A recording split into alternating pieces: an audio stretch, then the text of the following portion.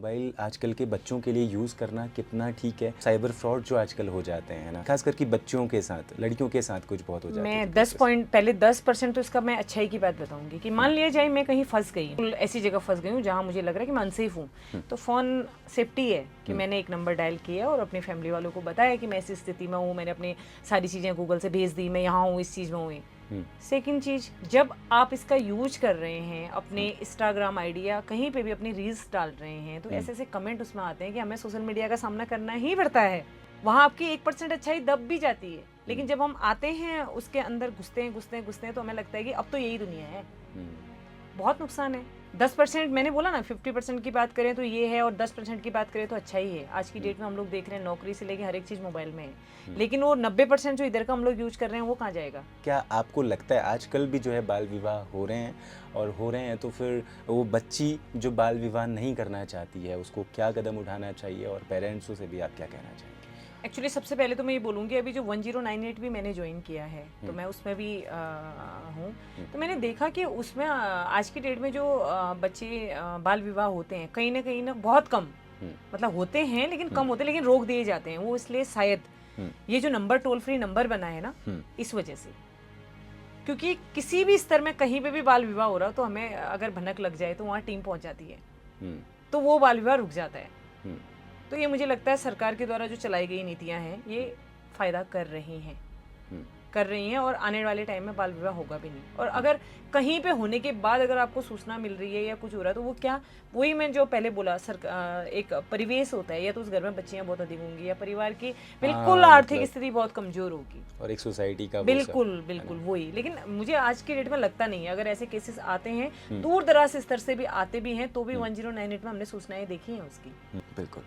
आपको लगता है कि आज के ज़माने में यहाँ महिलाओं के लिए, लड़कियों के लिए अपना करियर बनाना, अपना खुद से एक कदम उठाना काफ़ी चैलेंजिंग है अभी पहाड़ में देखा जाए तो अगर मतलब कृषि से ही हम शुरुआत करेंगे, थोड़ा बहुत चैलेंज तो है, लेकिन चैलेंज लेना पड़ेगा, लेकिन फैसिलिटी भी तो है।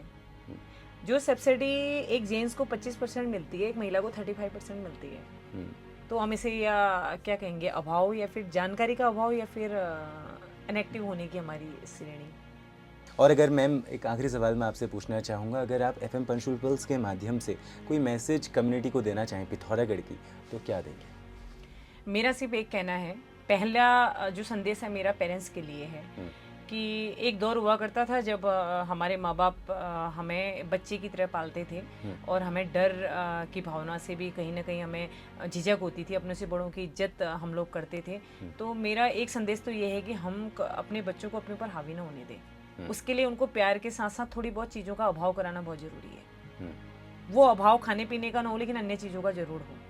और दूसरा महिलाओं के लिए है कि महिला और बच्चियों के लिए मैं एक चीज़ ये कहना चाहूँगी कि शादी लाइफ का डिसीजन है और बहुत अच्छा डिसीजन है, इसको हम नकारेंगे नहीं, लेकिन उससे पहले सशक्त होने की पूरी तैयारी अपने पास होनी चाहिए कि अगर कहीं भी बुरा दौर आए तो मैं क्या करूँगी, मैं किस हिसाब से चलूँगी। और वही महिलाओं का है, अगर कोई महिला टैलेंटेड है तो दूध का सौदा करके भी, दूध से भी अपने बच्चे पाल सकती है। तो अबला कभी कोई नारी नहीं रही है। जब उसने अपना रूप धारण किया है तो नौ दुर्गाओं में सबसे खतरनाक रूप माँ काली का माना गया है। जब कई सारे मामलों में माँ काली का रूप बन के महिला आ सकती है, तो मेरा कहना ये है कि आप लोग दूसरे ऊपर निर्भर रहने वाली प्रक्रियाओं को छोड़ो ना। ये मेरा घर, ये मेरा मायका, इससे अच्छा ये है कि मेरा अपना घर। छोटा सा मेरा एक मैसेज है सिंगल पेरेंट्स के लिए, प्लीज़ उसको ज़रूर मैं कहना चाहूँगी। मैं एक सिंगल पेरेंट्स रही और आज मेरी इस जर्नी को सन 2013 से आप समझ सकते हैं 26 चल रहा है। बहुत सारे मैंने अप एंड डाउन देखे। मैं सिर्फ इतना कहना चाहूँगी कि समाज में जब आप एक सिंगल पेरेंट्स की भूमिका में, खासकर महिला जब निकलती है, तो उसके बहुत सारे क्वेश्चन होते हैं लोगों के। वो दौर और था जिस दौर में पूछा जाता है कि आखिर इसके पति ने इसको छोड़ा क्यों। तो मैं ये कहती हूँ कभी कभी होता है, मनमुटाव होता है या कोई चीज़ ऐसी होती है कि परिवार छूट जाता है। वो सिंगल पेरेंट्स जब अपनी भूमिका निभाए, तो मेरे कहने का सिर्फ इतना मतलब है कि दो रास्ते होते हैं एक लेडी के पास। ऑलमोस्ट एक रास्ता बहुत सरल है, मैं बहुत खुल के नहीं बोलूँगी, समझने वाले समझेंगे। एक रास्ता थोड़ा टफ होता है जहाँ आपको शायद 200 रुपया कमाने में भी बहुत टाइम लग जाए, लेकिन आप समाज में अपनी एक ऐसी छवि छोड़ के जाएंगे जिससे आपके बच्चे गर्व से कहेंगे मेरी माँ ने मुझे पाला है। तो कभी हार नहीं माननी है, और घर तो पहले ही हमारा नहीं है। घर के लिए तो हम छोड़ दें ना, घर जमीन जायदाद तो हमारी पहले से ही नहीं है, लेकिन जो जायदाद आपके पास है, जिसके लिए भगवान ने आपको सिंगल पेरेंट्स के रूप में, अपने बच्चों के रूप में जिम्मेदारी के लिए चुना है, तो बहुत बड़ा रूप है।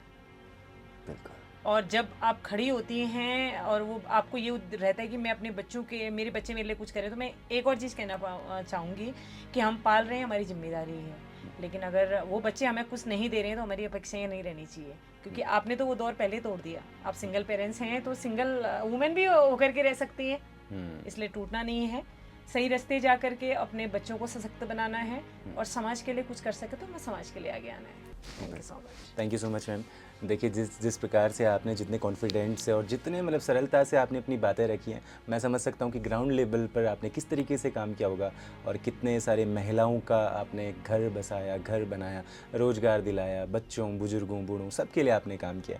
वो इस बात से आपके चेहरे में भी झलकता है, आपकी बातों से भी पता लगता है। Thank you so much. आप FM पंचकुला पल्स में आए समाज के लिए, ऐसे ही आप करते रहिएगा काम। और अब आप आवाज़ हैं पिथौरागढ़ शहर की। Thank you.